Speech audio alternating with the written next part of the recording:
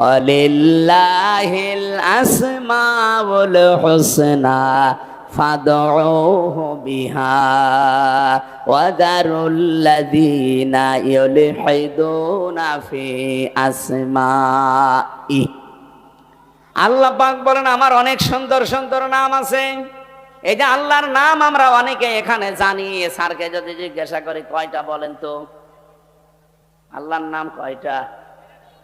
99টাই জানবে। এটা কায়দায় পড়েছিল ছোটবেলায়, আমরাও পড়েছি। তাফসিরে ফি জিলালিল কোরআনে আল্লাহর নাম পেয়েছি 5000। যদিও আমরা সবগুলো এখন অনেকে জানি না। আপনি 5000 নামের যে কোনো একটা নামে আল্লাহকে ডাকতে পারেন, কোনো অসুবিধা নেই। কিন্তু সাবধান, ও দারুল্লাযীনা ইউলহিদুনা ফি আসমাই, আল্লাহর নামকে যারা ইলহাদ করে, ইলহাদ মানে পরিবর্ধন করে ফেলা, উলট পালট করে ডাকা, পাল্টিয়ে ফেলা। উনি যে ইয়ালি বাবা, শালি বাবা, কেল্লা বাবা, ফতে বাবা, আল্লাহর সাথে কোনো মিল আছে? ওরা নামই পাল্টিয়ে ফেলেছে। এই জন্য আল্লাহ বলেন আমার নাম যারা পাল্টিয়ে ডাকে, উলট পালট করে দেয়, আমার নাম বাদ দিয়ে অন্য কাউকে ডাকে, তাদের সাথে তোমরা ডাকবা না। কে বলছে? সুতরাং আজকে থেকে যারা আল্লাহ বাদে অন্যের ইবাদত করছে তারা বাদ। এদেশে ঐক্য যদি প্রতিষ্ঠা করতে হয় তাহলে আল্লাহর ইবাদতের বাইরে যারা, ওরা বাদ। এই কথা বলেন না কেন? সেটা যদি জামাত ইসলামকে বাদ দেওয়া লাগে বাদ দিয়ে দেন, যদি হেফাজত ইসলাম বাদ দেওয়া লাগে বাদ দিয়ে দেন। আপনি একা হন তাও অসুবিধা নেই, কিন্তু আমরা আল্লাহর ইবাদত করতে চাই নির্ভেজাল ভাবে। আল্লাহ নাবুদা ইল্লাল্লাহ, নবী আপনি ওদের বলেন যে আসো আমরা আল্লাহর ইবাদত করি, এর সাথে অন্য কাউকে যেন আর 2 নম্বরে ওয়ালা নুশরিকা বিহি শাইআ, আল্লাহর ইবাদতের সাথে আমরা কাউকে শিরিক করব। বলেন বলেন। এবার এই পয়েন্টের উপর আমি 2 মিনিট কথা বলতে চাই, ভালো করে শুনবেন। যেহেতু আল্লাহর ইবাদতের সাথে আমরা আর কাউকে শিরিক করতে চাই না, শিরিকের ব্যাখ্যা আমি বহু জায়গায় নাটোর জেলায় বলেছি। শিরিক বিল জাত, শিরিক বিল সিফাত, শিরিক বিল ইখতিয়ারা, শিরিক বিল হুকুক। এটাগুলো পয়েন্ট আকারে যদি আপনি শ্রেণী বিন্যাস করেন 120 প্রকার পাবেন। এটা তাফসিরে কাবীরের ভেতরে আছে, আল্লামা ফখরুদ্দিন রাজি লিখেছেন। এক কথায় জবাব দিলাম যে আল্লাহ যেটা পারে ওইটা অন্য কেউ পারে, এই বিশ্বাস করার নাম শিরিক। এই কথা বোঝা যায়নি? আল্লাহ যেটা পারে ওইটা অন্য কেউ পারে, এই বিশ্বাস করার নাম। এদেশে বিশ্বাস নেই। বলেন বলেন বলেন তো, সন্তান দিতে পারে কে? অন্য কেউ পারে। যারা অন্য কাউকে বিশ্বাস করেন আপনি কিন্তু শিরিক করছেন, আর শিরিক করলে আপনি মুশরিক। এ পর্যন্ত বুঝেছেন? এবার আসেন 2 নম্বরে। এ জমিন বানিয়েছে কে? এ জমিন বানিয়েছে আল্লাহ। এখানে আইনও চলবে আল্লাহর। আলা লাহুল খালকু ওয়াল আমরু, এই আয়াত তার প্রমাণ। সুতরাং আল্লাহর এই জমিনে যারা অন্যের আইন এখানে প্রতিষ্ঠা করার জন্য চেষ্টা করেন, এর জন্য দল করেন, এর জন্য আপনি মিছিল মিটিং করেন, এর জন্য ভোট করেন, টাকা পয়সা খরচ করেন, আপনি শিরিক করছেন। এত সহজে বলার পরেও কেউ যদি না বোঝার ভান করে থাকেন, আমার মনে হয় আপনার কপালে আর হেদায়েত নেই। বলেন তো, বোঝেন নাকি? হাত তোলেন তো। এদিকে আসে, কানের নিচে এমন জোরে 2টা দেব না, আপনি সব বুঝে ফেলবেন। এখনো বোঝেনি। এই বোঝেননি মানে? আপনি নিজেই বললেন যে আমাকে ছেলে মেয়ে কেউ দিতে পারে না। কে পারে? অন্য কেউ যদি পারে, বিশ্বাস করলে আপনি শিরিক করলেন। শিরিক করলে আপনি মুশরিক। মুশরিকের জন্য জান্নাত হারাম, জাহান্নাম ওয়াজিব। আর ফতোয়া লাগবে? আর ফতোয়া লাগলে সূরা মায়েদা 6 নম্বর পারা 19 নম্বর পৃষ্ঠার 12 নম্বর লাইনে আছে, ইন্নাহু মা ইউশরিক বিল্লাহ ফাকাদ হারামাল্লাহু আলাইহিল জান্নাহ ওয়া মাওয়াহুন নার। এটা যেমন খুব সহজে বুঝে ফেললেন যে ছেলে মেয়ে আল্লাহ ছাড়া কেউ পারে না, যে জমিন আল্লাহ বানিয়েছে, এখানে অন্যের আইন যদি কেউ কায়েম করার চেষ্টা করে সে আল্লাহর সাথে শিরিক করছে না। এটা বোঝেন না মানে? আপনি বুঝেছেন ঠিকই, কিন্তু টাকা পেয়েছেন। এই ওরে মোনাজাতের পরে একটু আলাদা বসাবেন তো, 2 চাটি দিয়ে তারপর বাড়ি যাবেন। বলে বোঝে না। তাহলে আল্লাহর সাথে যারা শরীক করবে না, এই সিদ্ধান্তে যারা আসবে তারা আমাদের সাথে আছে। এক কথা বলেন না কেন? এর সাথে যদি হেফাজত আসতে চায়, জামাত আসতে চায়, চরমনায় আসতে চায়, আটরশি আসতে চায়, অসুবিধা নেই। কিন্তু আল্লাহর সাথে শিরিক করে আপনি জামাত ইসলাম করবেন, এরকম জামাত আমি মানি না। আল্লাহর সাথে শিরিক করে আপনি চরমনার মুরিদ হবেন, এরকম চরমনা আমি মানি না। ওই যে পিসকে হুজুর কি বলেছিল, প্রধানমন্ত্রী ছাতার কসুর আমি মানি না, এই জন্যই ওরে জেলে রেখে দিয়েছিল। আমারেও রিমান্ডে ওরে নিয়ে 10 দিন প্রশ্ন করেছে, পিসকে হুজুর আর বলে আমি হাসিনা মানি না।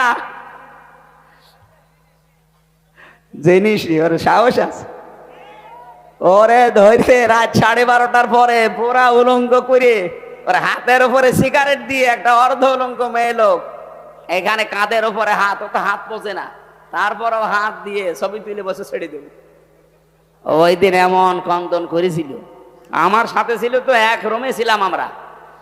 আমারে বলছে, হামজা ভাই আমি এমনি ছোট মানুষ, আমার জিনিসপত্র সব ছোট ছোট। হ্যাঁ আসলেও ছোট। কতটুকু? আমার এই পর্যন্ত। বলেন আমার যদি মাজা পর্যন্ত হয় তো ওর কি আছে? তারপরে ওরে একটা বাচ্চা হয়েছে, আলহামদুলিল্লাহ। তো আমারে বলছে রাত 12:30টার পরে আমারে ওই হাতির ছিলে 2 দিকে রাস্তা ব্লক করে আমারে এইভাবে অত্যাচার করছিল। এমন কান্না কাঁদলাম ওই দিন। এক এসআইকে ডেকে বললাম যে ভাই আপনারা যা করছেন এটা কি ওই হারুন আঙ্কেল, ওই যে হাউ আঙ্কেল, স্যার কি জানে? জানে না মানে উনি তো করাচ্ছে। ও উনি করাচ্ছে, অথচ দিনের বেলায় দেখা করতে এসে বলে হুজুর কেমন আছেন, ভালো আছেন, সব কিছু খোঁজ নিয়ে যায়, আর উনি এটা করাচ্ছে। আমারে যেভাবে উলঙ্গ করেছে আল্লাহ যেন ওনারও উলঙ্গ করে। ঠিক ছোট হুজুরের তো হয়তো ছোট জিনিস দেখা যায়নি, কিন্তু হারু আঙ্কেলের 3 ইঞ্চি। কয় ইঞ্চি? ওইটা হয়তো 4-5 জন এসআই দেখেছিল, আর এরটা সারা দুনিয়া দেখেছে। কয় ইঞ্চি? মহিলারা পর্যন্ত জিকির করে 3 ইঞ্চি 3 ইঞ্চি। আলেমদের বরদোয়া লেগে গেছে। কোথায় আছে সে আল্লাহর ওলি? হাও আঙ্কেল আপনাদের এই নাটোরের বাগাতিপাড়া, লালপুরে 17, 18, 19, 20 এই সমস্ত বছরগুলোতে বহুবার এসেছি, কিন্তু কোরআনের কথা আমারে বলতে দেয়নি। এই বকুল সাহেব আর আজাদ সাহেব, এই আজাদ না, আর এক আজাদ আছে, সে 2টা এখন পালিয়েছে। আমার আগে যিনি কথা বলছিলেন কে আমি জানি না, উনি ওই যে আল্লাহর ক্ষমতার উপরে অহংকার যারা করে তাদের পরিণতি কি এই বিষয়ে টাচ দিচ্ছিলেন, আমি হালকা শুনছিলাম। এই জন্য আমরা যেন অহংকার সামনে না করি ভাই। সূরা নমলের 52 নম্বর আয়াতটা পড়লে আমার কাছে এই বাংলাদেশের সাথে একেবারে খাপের খাপ মিলে যায়। আল্লাহ পাক বলেন ফাতিলকা বুয়ুতুহুম খাবিয়াতাম বিমা যালামু, এই সেই ঘরগুলো, আল্লাহ যেন এভাবে আঙ্গুল দিয়ে দেখাচ্ছে, এই সেই আজাদের ঘর, এই সেই বকুলের ঘর, এই সেই হানিফের ঘর, এই সেই ডিলুর ঘর। এখন যদি বলেন হানিফ, ডিলু, আজাদ, বকুলের নাম কোথায় আছে, এদিকে আসেন আপনাকে দেখাচ্ছি। আমি দেখাতে পারবো, দরকার আমি তাফসীর দেখবো এখন, কারণ এখানে বাইতুন নেই, বুয়ুত বহু বচন। আল্লাহ বুয়ুত বহু বচন দিয়ে জানিয়েছে যে এরকম মানুষ আজকে না, যদি এটা লূত নবীর জামানায় নাজিল হওয়া, এটা কিয়ামত পর্যন্ত এই চরিত্রের মানুষ থাকবে। আল্লাহ এ পর্যন্ত বলেননি, কিন্তু এরপরে আরো শব্দ আছে। আল্লাহ পাক বলেন খাবিয়াতাম বিমা যালামু, এগুলো আজ জনশূন্য হয়ে পড়ে আছে, এগুলো উজাড় গৃহ হয়ে গেছে, এগুলো মানব শূন্য হয়ে গেছে, পরিত্যক্ত হয়ে পড়ে আছে, কেউ এখানে আর যেতে চায় না। যেতে যদি চায়ও ঘৃণার সাথে যায়। আপনি কুষ্টিয়ার হানিফ সাহেবের বাড়ি যান, আপনি যে দেখেন বাড়ি আর বাড়ি নেই, পায়খানার প্যান পর্যন্ত মানুষ খুলি নিয়ে চলে গেছে। যদিও হালকা পাতলা দু একটা ইট ছিল। এই ফেব্রুয়ারির 5 তারিখে আযাবুল বুলডোজার নাজিল হয়ে ছাতা সব শেষ। সারা দেশে আযাবুল বুলডোজার নাজিল হয়েছিল না? আল্লাহ বলেন এই জালেমদের বাড়ি ঘরগুলো একটু দেখেন না কেন? এই সেই ঘরগুলো খাবিয়াতান, আজ উজাড় গৃহ হয়ে গেছে, পরিত্যক্ত করে দিয়েছি আমি বিমা যালামু, এদের জুলুমের কারণে। আল্লাহ পর্যন্ত কিন্তু শেষ করে দিতে পারতেন, কিন্তু এর পরের শব্দটা আমাদের জন্য। আল্লাহ পাক বলেন ইন্না ফি যালিকা লাআয়াতাল লিকাউমিন ইয়ালামুন। এখানে প্রথমে ইন্না আছে আর মাঝে আছে লামে তাকিদ। আল্লাহ দুইবার গ্যারান্টি দিয়ে জানিয়েছেন অবশ্যই অবশ্যই এর ভেতরে জ্ঞানী যারা তাদের জন্য শিক্ষা আছে। কি শিক্ষা? ফাকতিয়া দাবিরুল কওমিল্লাযিনা যালামু, সূরা আনআম 7 নম্বর পারা 12 নম্বর পৃষ্ঠার 4 নম্বর লাইনের 45 নম্বর আয়াতের প্রথম অংশে আছে। এটা তাফসিরে ফি জিলালিল কোরআনে সাইয়্যিদ কুতুব এভাবে লিখেছেন। আল্লাহ পাক বলেন জালেমদের শিকড় কাটা হয়ে গেছে। কেটেছে কে? আল্লাহ মানে ওই যে আলেমকে জিজ্ঞাসা করে কুতিয়া, এটা মজুলের ফাইল জানা নেই, এর কর্তাকে কেউ জানে না।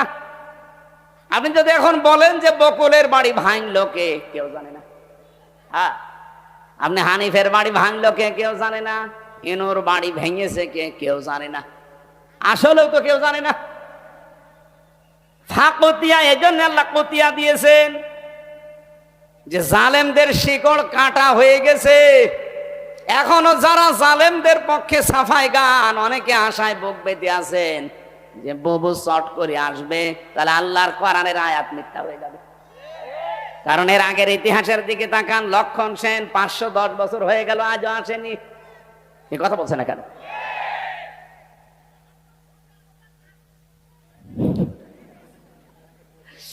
আমি যতগুলো দেখলাম ইতিহাস, একটাও ফিরে আসেনি। আশরাফ ঘানি, বাশার আল আসাদ, এই কথা বলছে না কেন? এই জন্য আশায় যারা বুক বেঁধেছেন ও গুড়ে বালি, ওটা বাদ দেন। ওটা বিশ্বাস করে বসে থাকলে কোরআনের আয়াত পাল্টিয়ে যাবে। আল্লাহ বলেন জালেমদের শিকড় কাটা হয়ে গেছে। এ আপনি জোড়া দেবেন কি করে? কেটেছে কে তাই তো কেউ জানে না। আর একজন বলছে আল্লাহ। এই আপনি আন্দাজ বললেন কেন? আল্লাহ কাটেনি, কে কেটেছে কেউ জানে না। আপনি চিন্তা করতে পারেন এটা কি, কোন ইউনিয়ন? এটা লালপুর। এই লালপুর ইউনিয়ন পরিষদের দারোয়ান থেকে সংসদ পর্যন্ত থরে থরে জালেমদের সব সাজানো ছিল। আমি রিমান্ডে 10 প্রকার মানুষ পেয়েছিলাম। 10 প্রকারই ওদের মামলার আয়ু, ওদের যে মামলার প্রসিকিউটর সে ওদের, বিচারপতি যে বিচার করবে রায় দেবে সে ওদের, যে জজ রিমান্ড ডাকবে সে ওদের, যারা রিমান্ডে প্রশ্ন করবে তারা ওদের, যে ঘরের ভেতরে নিয়ে টর্চার করবে সেইটা ওদের, যে রায় দেবে সে ওদের। আমার পক্ষে কে আছে? আরে ভাই আল্লাহ তো আছে, একজন আছে, উকিল।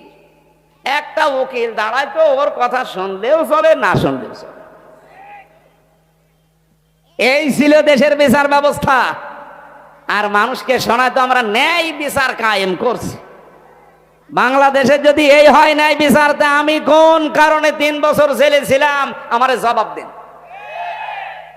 আমারে আপনারা মামলা দিয়েছিলেন যে আমি নাকি আনসারুল্লাহ বাংলা টিমের প্রধান। কি ও ছাতা, ও জীবনে জানি না। আনসারুল্লাহ বাংলা টিম কি ও ছাতা জানি না, অথচ আমারে প্রধান বানিয়েছে।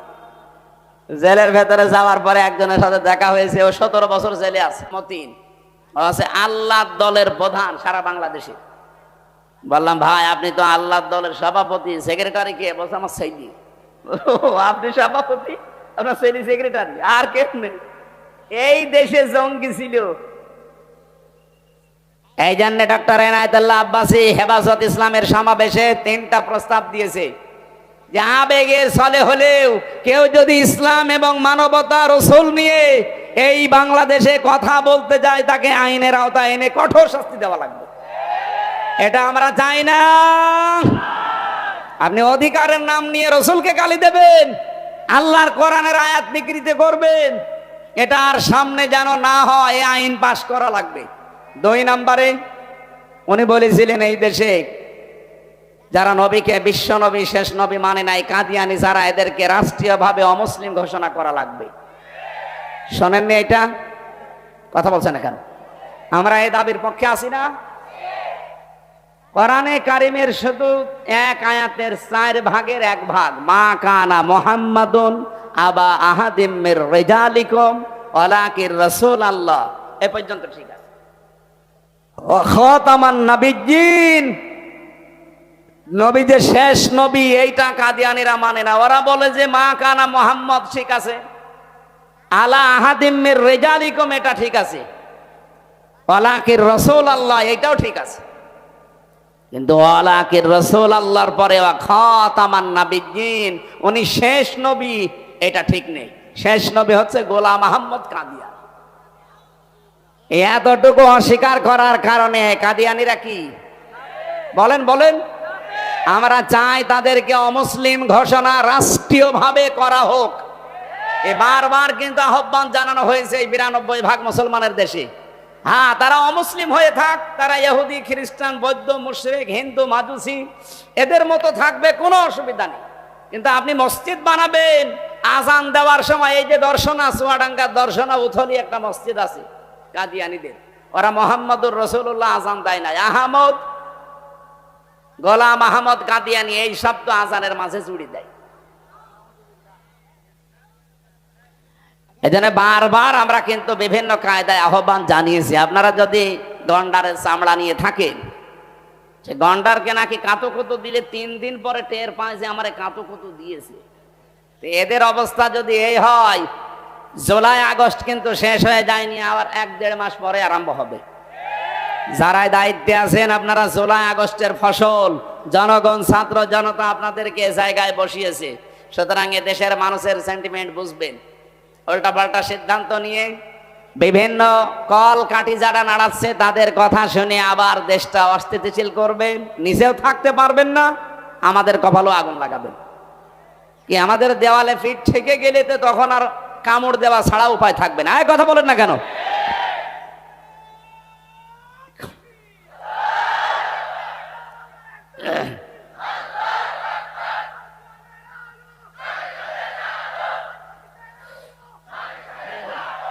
ঠিক আছে ভাই, আমার ভাইরা, আমরা শিরিকের যে বিষয় নিয়ে পর্যন্ত এসেছিলাম এবার একটু তাকান। আজ বাংলাদেশে ঐক্যের বারবার ডাক দেওয়া হচ্ছে, সবাই আসেন, কিন্তু শিরিক যারা করেন তারা আসলে ওই ঐক্য থাকবে না। কি শিরিক যারা করেন তারা যদি এসেও থাকেন লোক দেখানোর জন্য, ঐক্য টিকবে না।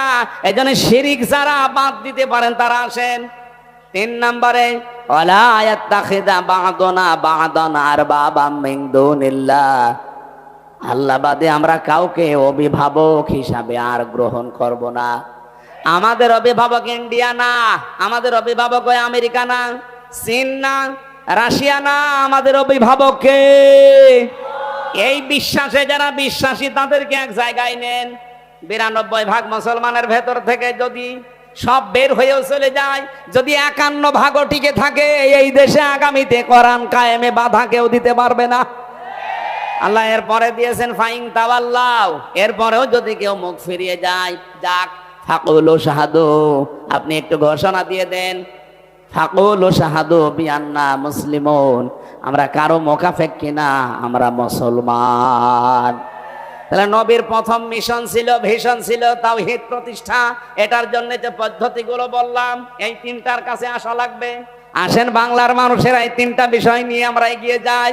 2 নম্বরে নবীর মিশন আর ভিশন ছিল তিনি মানব অধিকার প্রতিষ্ঠা করেছিলেন। এই তথ্য আপনি সূরা নিসার 58 নম্বর আয়াতে পাবেন। ইন্নাল্লাহা ইয়া'মুরুকুম আন তু'আদ্দুল আমানাতি ইলা আহলিহা, অবশ্যই আমি আল্লাহ তোমাদের সবাইকে নির্দেশ দিলাম তোমাদের যাবতীয় আমানত তার প্রাপকের কাছে পৌঁছিয়ে দেবা। এখানে আমানাত বহুবচন, তাফসিরে মারিফুল কোরআন খুলে দেখবেন এই বহুবচনে মুফাসসির লিখেছেন আমানাত মানে ভোট। কি কথা বললেন না? আমি কি এটা বানিয়ে বললাম? যদি বানিয়ে বলি কোন আলেমকে নিয়ে এখানে বসান, তাফসীরটা নিয়ে এসে খোলেন, সূরা নিসা 5 নাম্বার পারা 6 নাম্বার পৃষ্ঠা, 5 নাম্বার লাইনে, এটা 4 নাম্বার লাইনে আছে, 58 নাম্বার আয়াত। অবশ্যই আমি আল্লাহ তোমাদের সবাইকে নির্দেশ দিলাম, শুধু হামজাকে না, কুম বহু বচন, সবার জন্য আমার নির্দেশ, তোমাদের যাবতীয় আমানত তার প্রাপকের কাছে পৌঁছিয়ে দিবা। যেহেতু আমানত মানে উনি ভোট লিখেছেন, সুতরাং আগামীতে এই দেশে আমরা চাই 300 জন এমপি দাঁড়াবে, 300 জনের ভেতরে অন্তত 151 জন আমরা এমন মানুষ চাই যারা কোরআন বুকে নিয়ে সংসদে যেতে পারবে। এই আমানতটা আমরা নষ্ট করব?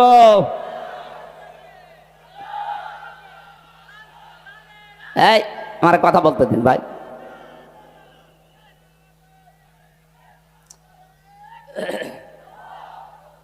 আমার ভাইরা, এটা যদি কারো কাছে রাজনীতি মনে হয়, যদি মনে হয় এটা দুনিয়ার বিষয়, এটা ধর্ম ব্যবসা, হ্যাঁ এটাই আমার ধর্ম ব্যবসা, কারণ আমি এই ব্যবসা করেই কোরআনকে সংসদে পৌঁছিয়ে দিতে চাই। আগামীতে আবুল কালাম আজাদ ভাইয়ের মতো যদি বাংলার 300 এমপির 151 জন কোরআন বুকে নিয়ে যেতে পারে, ওয়াইদা হাকামতুম বাইনান নাস আন তাহকুমু বিল আদলি, যখন তোমরা বিচার করবা মানুষের মাঝে, ন্যায় বিচার করবা, তো ওখানে যদি আপনি কোরআন নিয়ে যেতে না পারেন, ন্যায় বিচার করবেন কি দিয়ে? এই 54 বছরে ন্যায় বিচার দেখতে পাইনি, শুধু এইটা নেই তাই। একটু সুযোগ করে দেন না কেন? 54 বছর তো বিভিন্ন জিনিস দেখলেনি, একবার একটু পাগলামি করে হোক আর যেভাবে একটু দেখেন না কেন? আপনি একবার যদি দেখতে পারেন যে এটা বিচার ব্যবস্থায় চলছে, আমি আল্লাহর কসম দিয়ে গ্যারান্টি দিতে পারি জীবনেও বিনা কারণে জেল খাটা লাগবে না। এই জন্য মানবাধিকার প্রতিষ্ঠা করা এটা রাসূলের মিশন ছিল, ভিশন ছিল, আমাদের জীবনেরও মিশন আর ভিশন এটা হওয়া লাগবে। এখানে যদি কারো দ্বিমত থাকে হাত তোলেন, যে না এটা আমি মানি না, তোলেন। এখানে কেউ কিছু বলছেন না, চলে যাওয়ার পরে যদি লালপুর বাজারে কালকে গিবত করেন না, দাঁত মুখ খুলে ফেলবে একদম। হ্যাঁ, আমি চলে গেলে এরা গিবত করবে, না কিছু বলে গেল বুঝলাম না, বুঝলেন না মানে সব বুঝতেছেন আপনি। নবীজির জীবনের মিশন ছিল, উনি মানবাধিকার প্রতিষ্ঠা করেছিলেন, আর মানবাধিকার প্রতিষ্ঠা করার জন্য ক্ষমতা লাগে, আইন লাগে, সেটা হাতে আছে আমাদের? নেই। খুজলাত মাদামাতান ফাইদা সারা রিশওয়াতান ফিদ্দিন ওয়ালাস্তুম বিতারিকিহি ইয়ামনাকুমুল ফাকরা ওয়াল হাজা আলা ইন্না রিহাল ইসলামি দাইরাতুন ফাদুরু মাআল কিতাবি হাইসুদার আলা ইন্নাল কিতাব ওয়াস সুলতান আলা ইফতারিকান ফালা তুফারিকুল কিতাব। এদিকে তাকান। হযরত মুআয ইবনে জাবাল রাদিয়াল্লাহু তাআলা আনহু যেদিন ইয়ামেনের গভর্নর হয়ে তিনি যাবেন, ঘোড়ার রাকাবের ভেতরে তিনি অলরেডি পা তুলে দিয়েছেন। নবীজি ডাক দিয়ে বললেন, তোমাকে একটা দেশের দায়িত্ব দিয়ে পাঠাচ্ছি, হাদিয়া তোফা তোমার কাছে আসবে, তুমি যেহেতু দায়িত্বে আছো।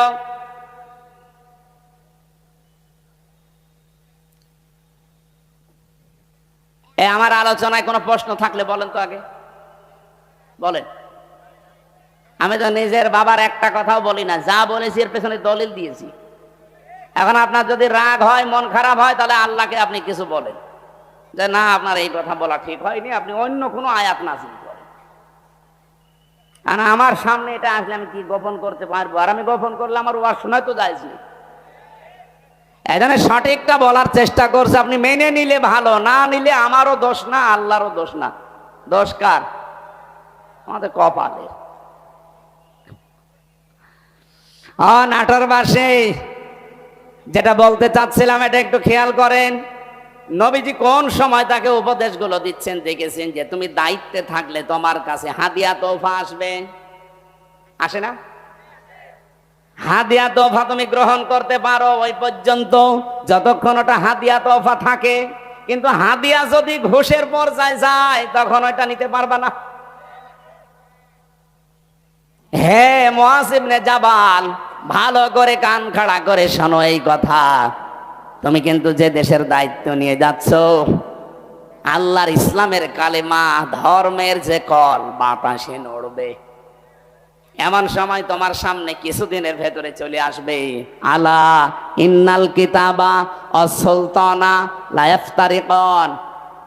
দেখবা অনেক মানুষ এমন আছে, তারা বলবে আল্লাহর কিতাব আর রাজ্য রাজনীতি এটা আলাদা বিষয়। আমার মনে হয় বাংলাদেশে এখন কেউ বলে না। রাজশাহী বিভাগে বলেছে, এই কথা বলছে না কেন? আমার মনে হয় ১৫০০ বছর আগের কথা মনে হচ্ছে নবীজি কেবল কালকে বলে গেল। আলা ইন্নাল কিতাবা অসুলতানা লা ইফতারিকুন। জেনে রাখো কিছু মানুষ এমন সময় চলে আসবে যারা বলবে আল্লাহর কিতাব কোরআন শরীফ আর রাজ্য রাজনীতি এটা আলাদা। তোমাদেরকে নির্দেশ দিলাম ফালা তুফারিকুল কিতাব, কখনো আল্লাহর কিতাবের রাজনীতি থেকে আলাদা হবে না। এ নির্দেশ কার বলেন? নাকি আমি নির্দেশ বানাচ্ছি? বলেন। এই আরবি বাংলা যদি ভুল হয় আলেমদের জিজ্ঞাসা করছি, বলেন বাংলা ভুল হচ্ছে? সাহাবী বললেন হুজুর এরকম একটা কঠিন সময় যদি আমাদের সামনে চলে আসে কি করব তখন? আপনিও তো থাকবেন না আমাদের মাঝে, আমাদের তখন কি করার আছে? তখন নবী ওই ঈসা নবীর কাহিনীটা উম্মতকে শোনালেন। আমার তো মনে হচ্ছে বাংলাদেশে এখন ঠিক সেই সময় এসে গেছে। এই পৃথিবীর কোন চোর চাই যে গোলা ধানের গোলায় চাল তালা মারা থাক? বলেন বলেন। কোন মানুষ চায় চোর যারা, তারা কি চায় যে আমের বাগান কেউ পাহারা দিক? চোর যারা জীবনেও তারা চাইবে না যে বাক্সে সিন্ধুকে টাকা পয়সা সোনা গহনা আছে ওটা তালা মারা থাক। ওরা তো সব সময় চাইবে যে মুখ আগলা থাক। এই পৃথিবীতে যদি সত্যি যারা আসল চোর, তারা কখনো চাইবে না যে এই দেশে যারা ন্যায় পরায়ণতা কায়েম করতে চায় এই মানুষগুলো ক্ষমতায় যাক। কারণ এরা ভালো করে জানে এরা গেলে আমার হাত থাকবে না, কারণ আমি যত চুরি করেছি। এই বাংলাদেশে অনেক চোর আমার মনে হয় স্বভাবে করে না, অভাবে করে, সেগুলো মাফ। কিন্তু যারা স্বভাবে করেছে এদেরকে আল্লাহ মাফ করতে নিষেধ করে দিয়েছে, তাদের হাত কাটার নির্দেশ দিয়েছে। আপনি সালমান এফ রহমানের কি ৩৬,০০০ কোটি টাকা ওর চুরি করা, ওটা কি অভাবে না স্বভাবে? কয়েকদিন আগে মালয়েশিয়া এক লোককে দেখি নিচে বসে বসে চা খাচ্ছে। এসে বললাম কি এখানে? বলছে হুজুর আমরা আগেই পালিয়েছি। আপনি পালালেন কেন? আপনার না ৬২০টা বাড়ি, ওই যে চট্টগ্রামের ওইটা ৬২০টা বাড়ি বানিয়েছেন আপনি। এই মালয়েশিয়ায় আপনার সাহেব পাড়া আছে আপনার নামে। আপনি সাহেব পাড়ার মালিক, বেগম পাড়ার মালিক। আপনি সেকেন্ড হোম হিসাবে এখানে বানালেন। এই সিঙ্গাপুরে বাড়ি আছে, থাইল্যান্ডে বাড়ি আছে, মালয়েশিয়া বাড়ি আছে, কত দেশে আপনার বাড়ি। কিন্তু আজ আপনি থাকতে পারেন না বাড়িতে, ওগুলো সব তালা লাগিয়ে থাকেন আপনি এখন এই হোটেলে। ধরে রাখবো কি করে? আমি বললাম আপনি সাহেব পাড়ায় যেতে পারেন না, বলছে ওখানে যাব। বাংলাদেশের ২০ লাখ মানুষ এই মালয়েশিয়া আছে, আমারে যদি দেখে ভর্তা বানিয়ে ফেলবে। এই জন্য চুরি চুরি করে আসি, মাঝে মাঝে নামি আবার উঠে পড়ি। কি জীবন জেলখানার মতো হয়ে গেছে। কয়দিন থাকবে ভাবে? একদিন না একদিন তো আপনি কারো সামনে পড়বেন। আমার সামনে যেমন পড়েছিলেন, বলছে দোয়া করি। কি দোয়া আপনার? হ্যাঁ, আপনার জন্য দোয়া আসবে। ৬২০টা বাড়ি বানিয়েছেন আপনি, তা বাবার টাকা দিয়ে যদি বানাতেন, সব তো জনগণের টাকা। এগুলো কিন্তু চুরি করেছে অভাবে না, কিসে? মানবাধিকার প্রতিষ্ঠার জন্য আল্লাহ এই জন্য আমানত শব্দের পরে দিয়েছেন ওয়াইদা হাকামতুম বাইনান নাস, যখন মানুষের ভেতরে বিচার করবা, আন তাহকুমু বিল আদলি, তখন ন্যায় বিচার করবা। ও বাংলার মানুষেরা, বারবার এটা আমরা ক্লিয়ার করার চেষ্টা করছি। এই দেশে যতদিন আল্লাহর বিধান আমরা মানুষের ভেতরে কায়েম করতে না পারবো, ন্যায় বিচার শুধু ওয়াজের দ্বারা সম্ভব না। এইটা আপনার বুঝতে যত দেরি করবেন তত ন্যায় বিচার পেতে দেরি হয়ে যাবে। নবীদের মিশন এইটাই ছিল। ৩ নাম্বার নবীর মিশন ছিল দিন যেন জমিনে কায়েম হয়। এই জন্য আমার খুতবার ভেতরে এই কথাটা ছিল। ওয়ানাশহাদু আন্না মুহাম্মাদান আবদুহু ওয়া রাসূলুহু আল মাবউসু ফিনা বিল হুদা ওয়া দীনিল হক লিইয়ুযহিরাহু আলাল আদিয়ান। আল্লাহ পাক বলেন, এমন নবীর সাক্ষী তোমরা দিলে যিনি আমার বান্দা এবং আমার রাসূল, যাকে আমি দ্বীনে হক দিয়ে সত্যের বিধান দিয়ে তোমাদের ভেতরে পাঠিয়েছি। কেন? লিইয়ুযহিরাহু, এজাহার মানে এখানে বহু আলেম আমার মনে হয় জিজ্ঞাসা করলে এজহার মানে বলবে স্পষ্ট করা, না, এখানে আবিদা আধুনিক অর্থে এজহার মানে বিজয় করা। এজহার মানে আল্লাহ বলেন লিইয়ুযহিরাহু আলাল আদিয়ান, যত দিন আছে দুনিয়ায়, যত ধর্ম আছে, এখন ধর্ম দুনিয়ায় কত? ৪,৫০০০। ৪,৫০০০ ধর্মের ভেতরে ইসলামকে দাঁড় করানো লাগবে বিজয়ী রূপে। এ ঘোষণা কার? বলেন বলেন।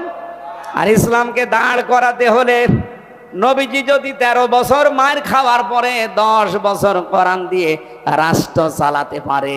কিছু মানুষ বলে হুজুর ১৩ বছরের কথা বলেন, ওই ১০ বছরের কথা বলার দরকার নেই। কেন? ১৩ বছর শুনতে আপনার ভালো লাগছে, নবীজি মায়ের খেয়েছিলেন, আর 10 বছর যে এইটা দিয়ে রাষ্ট্র চালিয়েছিলেন প্রধানমন্ত্রী হয়ে, ওইটা আপনার ভালো লাগে না মানে? সিরাত ইবনে হিশামে দেখবেন নবীর জীবনীকে 4 ভাগে ভাগ করা হয়েছিল। মক্কার জীবনটা প্রথমে 3 বছর, এরপরে 5 বছর, এরপরে 2 বছর, এরপরে 5 বছর, না এরপরে 3 বছর, সব মিলে কত? 13 বছর।